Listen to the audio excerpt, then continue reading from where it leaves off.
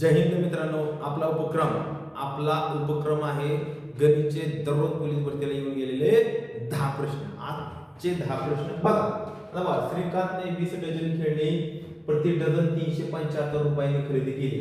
त्याने प्रत्येक खेळणी 33 रुपये दराने विक्री केल्यास त्यास किती टक्के नफा होईल? मित्रांनो, हा प्रश्न येऊन गेलेला आहे.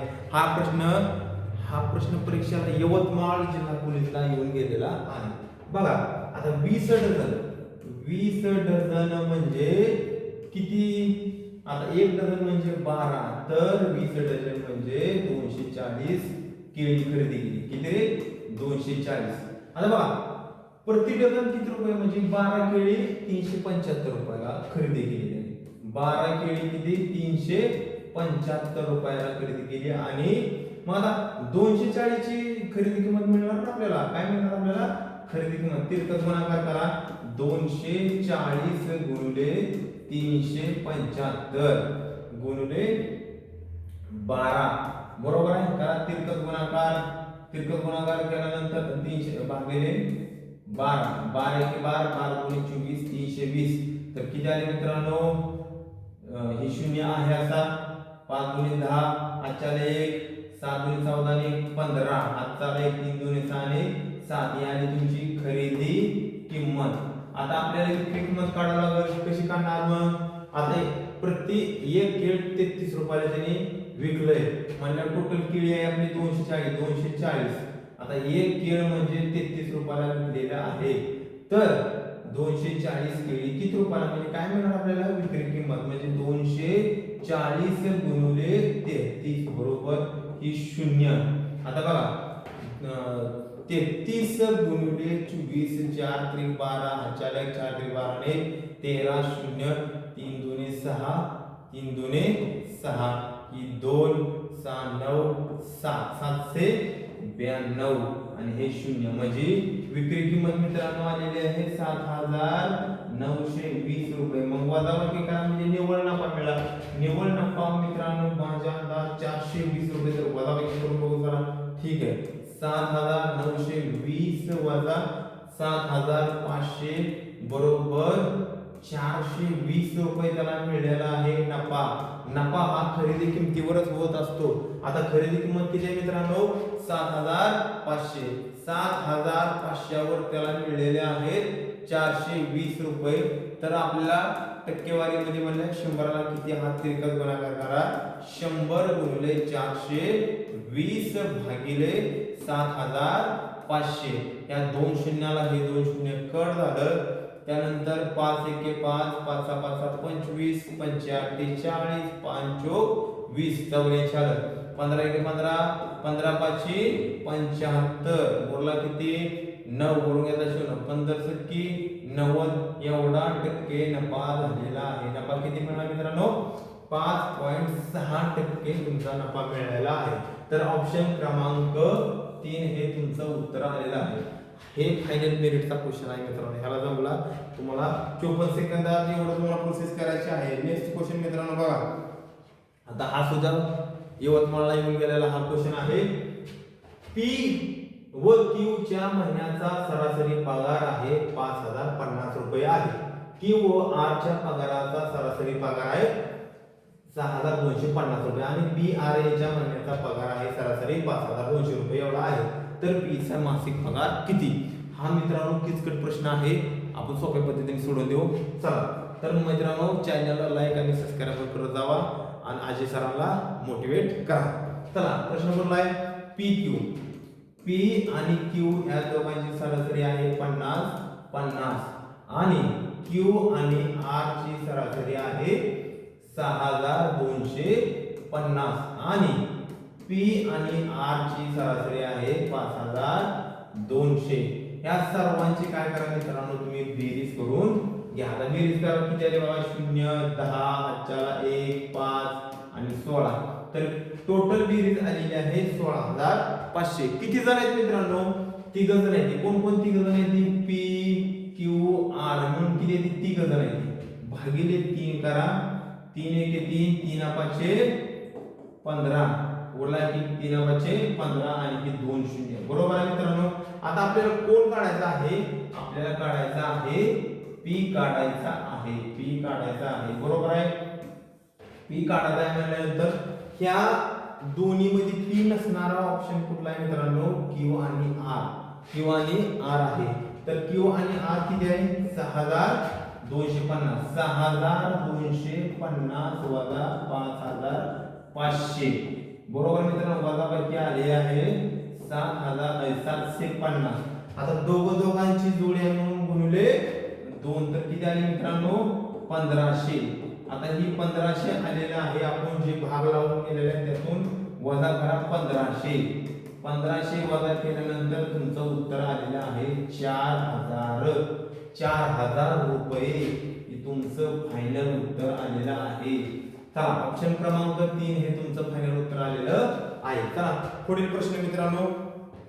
आता पुढील प्रश्न काय बघा, 1 ते 10 संख्यांच्या घनांची बेरीज करायची. काय करायची, 1 ते 10 पर्यंत घनांच्या बेरीज करायची. आता सूत्र आहे, सूत्र काय, n कंसात n अधिक 1 भागिले 2 कंसाचा वर्ग. हे सूत्र आहे बेरीज करण्यासाठी घनांचे. आता n म्हणजे काय समजायचं मित्रांनो, n म्हणजे ही शेवटची संख्या म्हणजे 10 समजायचा आहे. n म्हणजे 10. आता हे कंसाच्या बाहेर गुणाकाराचं चिन्ह असते. 10 गुणिले कंसात 10 अधिक 1 भागिले 2 कंसाचा वर्ग. कंसाच्या बाहेर गुणाकार आहे, कंसाची क्रिया करून घ्या. 10 गुणिले 11 भागिले 2 कंसाचा वर्ग. बेकले बेपंचे 10. 5 गुणिले 11, 11 पाचा 55 चा वर्ग. आता 55 चा वर्ग गुणाकार करत बसून 5 चा वर्ग 25 आला आणि 5 च्या पुढील संख्या 6 5 30. तर किती आलं, 3025 हे तुमचं फायनल उत्तर आलेलं आहे. ऑप्शन क्रमांक 4 हे तुमचं फायनल उत्तर आलेलं आहे मित्रांनो. चला नेक्स्ट क्वेश्चन घ्या स्पीड मध्ये. आता प्रश्न 3.5 किलोग्राम, 3.5 किलोग्राम चहाच्या 250 ग्रॅमची एक पिशवी याप्रमाणे किती पिशव्या तयार होतील असं विचारले बघा. आता 3.5 किलोग्राम म्हणजे किती, 1 किलो म्हणजे 1000 ग्रॅम, बरोबर आहे. तर 3.5 म्हणल्यावर 2750 टोटल ग्रॅम झालेलं आहे, बरोबर आहे मित्रांनो. मग आता 1 ग्रॅमची म्हणजे 250 ग्रॅमची एक पिशवी बनवायची आहे, तर 2750 ग्रॅमच्या किती पिशव्या बनतील. हा इथं आली एक पिशवी आणि हे आले चहा पावडर. तिरकस गुणाकार करणार मिळणारे काय, मग आता 1 गुणिले 27 2750 भागिले 250. या शून्याला हे शून्य कट झालं. 25 11 गुणिले 25 बरोबर तुमचं उत्तर येतं. तर फायनल उत्तर आलेलं आहे 11. ऑप्शन क्रमांक 4 हे तुमचं फायनल उत्तर आलेलं आहे. आता नेक्स्ट क्वेश्चन बघा मित्रांनो. नेक्स्ट क्वेश्चन आहे, चेक करा. प्रश्न काय दिला बघा, 80 चा 3/5 हा 60 च्या 3/4 पेक्षा कितीने मोठा आहे. आता लक्षात घ्या, 80 चा दोघांतील फरक काढायचा आपल्याला, म्हणजे मोठा जर नसते. 80 चा 80 गुणिले 3/5 हा म्हणजे एक झालेला आहे हा, आणि दुसरा दोघांतील फरक 60 गुणिले 3/4 कितीने मोठा आहे. 4 एके 4 15 15 त्रिक 45 वजा 5 एके 5 5 एके 5 सगळे 16 त्रिक 48 48 वजा 45 बरोबर 3 ने मोठा आहे. ऑप्शन क्रमांक 2 आहे आपलं फायनल उत्तर आलेलं आहे. नेक्स्ट क्वेश्चन चेक करा. चला आता प्रश्न बघा, 60 रुपयांना 5 डझन केळी मिळते, तर 3 डझन केळ्यांची किंमत किती. बरोबर आहे. तुम्हाला असा सुद्धा प्रश्न विचारला असता की एका केळ्याची किंमत किती. आता बघा, 60 रुपयांना किती केळी मिळतात, 5 डझन. 1 डझन म्हणल्यानंतर 12 केळी येतात, 12 पंचे 60. आता बघा, ही 60 रुपये किंमत आहे, ही 60 केळी निघल्या. काय निघल्या मित्रांनो, केळी. तर विचारले काय, किंमत काढायची डझन केळी.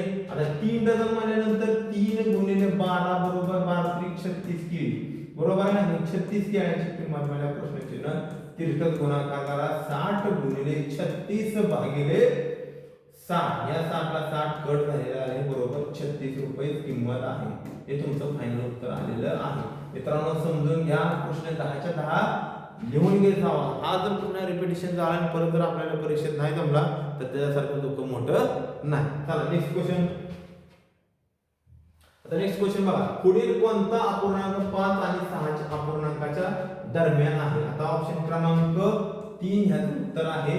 तर ऑप्शन वगैरे आता आपल्याला काय माहिती पाहिजे, 5 आणि 6 यांच्या दोघांमध्ये आलेलं पाहिजे. ह्यांचा भागाकार किती, दोघांच्या मध्ये आला पाहिजे. म्हणजे कसा भागा, 21 27 भागिले 5. तर किती आले, 5 एके 5, 5 5 25, वरला किती 2 वर गेला 0, 5 20. हे बरोबर 5 आणि 6च्या मध्ये आहे. तरी तुमचं फायनल उत्तर आलेलं आहे 3 नंबरचा ऑप्शन. आता नेक्स्ट क्वेश्चन मित्रांनो घ्या. चला नेक्स्ट क्वेश्चन काय बघा, दोन संख्यांचा गुणाकार. हा प्रश्न तुम्हाला परीक्षेला 100% दिसणार आहे प्रत्येक जिल्ह्यामध्ये. दोन संख्यांचा गुणाकार 3174 असून त्यांचा मसावी 23 आहे. तर त्या दोन संख्यांचा लसावी किती? मित्रांनो तुम्हाला फक्त लसावी विचारलाय, दोन संख्या विचारल्या तर दोन संख्या कोणत्या असा सुद्धा प्रश्न पडू शकतो, किंवा दोन संख्यांची बेरीज किती, किंवा दोन संख्यांची वजाबाकी करून त्या वजाबाकीचा वर्ग किती, असा सुद्धा प्रश्न ह्या प्रश्नापासून बनू शकतो. लक्ष द्या, ज्यावेळी दोन संख्यांचा जर गुणाकार दिला असेल, दोन संख्यांचा जर गुणाकार दिला असेल तर डायरेक्ट मसावीने भागा. काय दिले तुम्हाला, मसावीने भागा. कारण दोन संख्यांचा 31 74 भागिले 23, 23 एके 23, 23 एके 23. आता 23 7 8, 23 एके 23, 23 46, 23 61, 23 त्रिक 69, 87 वजा 69, 17 9 गेल्यानंतर 8 हातचा 1 18, उरलं किती 18. बघा किती झालं 184. 23 8 8 त्रिक 24, हातच्याला 2, 8 2 16 आणि 2 18, 184. किती भाग बसला 138. तर 138 आलेला आहे तुमचा लसावी. मित्रांनो लसावी. जर समजा तुम्हाला दोन संख्या काढायला सांगितलं तर काय करणार, बघा दोन संख्या काढायचा महत्त्वाचा प्रश्न आहे मित्रांनो.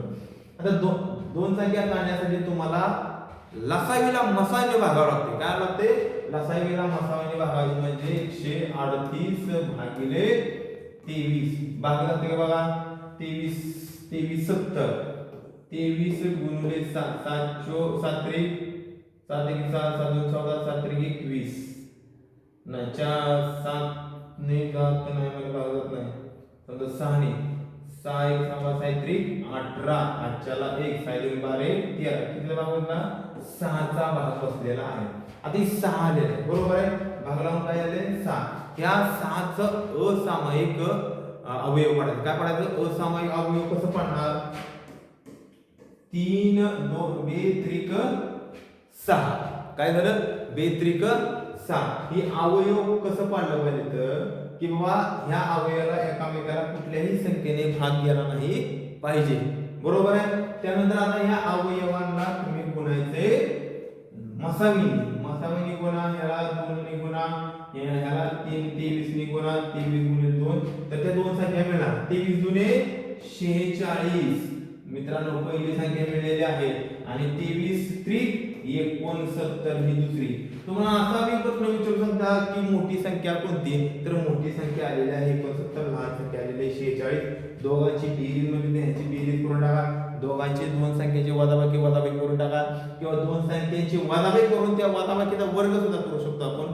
तर मित्रांनो हा प्रश्न लिहून घ्या, महत्त्वाचा आहे. चला नेक्स्ट क्वेश्चन मित्रांनो, खालीलपैकी कोणती संख्या वर्ग संख्या असू शकते. मित्रांनो लक्ष द्या, आता 2 शून्य संख्येच्या शेवटी 2 शून्य असेल तर 1 शून्य घ्या, आणि त्याच्या पुढील वर्गमूळ संख्या आहे का, नाही. वर्गमूळ संख्या म्हणलं हे तर वर्गमूळ संख्या नाही. दुसरा ऑप्शन काय, 3 शून्य असल्या वर्गमूळ निघत नाही खलास. आता दोन संख्या 2 शून्य आहे, 1 शून्य घ्या, त्याच्या पुढील 121 चे वर्गमूळ 121 किती तर 11च. तर हे तुमचं उत्तर निघलेलं आहे, फायनल उत्तर आहे 3. हा विषय दुसरं बघायचंच नाही. हे 2 शून्य तर 1 शून्य 125 चं वर्गमूळ निघत नाही. ऑप्शन क्रमांक 3 हे तुमचं फायनल उत्तर आलेलं आहे. आता नेक्स्ट क्वेश्चन चला. आता बघा, एका संख्येच्या एका संख्येच्या 1/3 मधून त्या संख्येच्या 1/4 वजा केल्यास उत्तर 25 येते, तर ती संख्या कोणती? आपण वेगळ्या पद्धतीने सोडवणार आहे. ऑप्शन वर गेलं तर तुम्हाला ही भरपूर अवघड जाणार आहे मित्रांनो. काय करणार तुम्ही बघा 1/3 बरोबर आहे. 1/3 वजा 1/4 फरक दिलाय म्हणून वजाबाकी करा. वजाबाकी कशी करणार?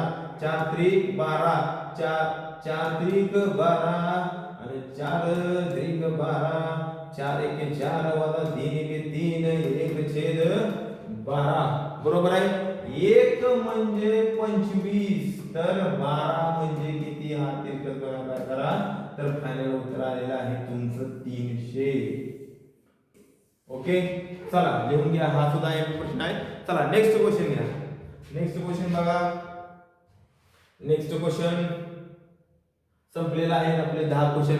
तर भेटू पुढील भागामध्ये. जय हिंद मित्रांनो.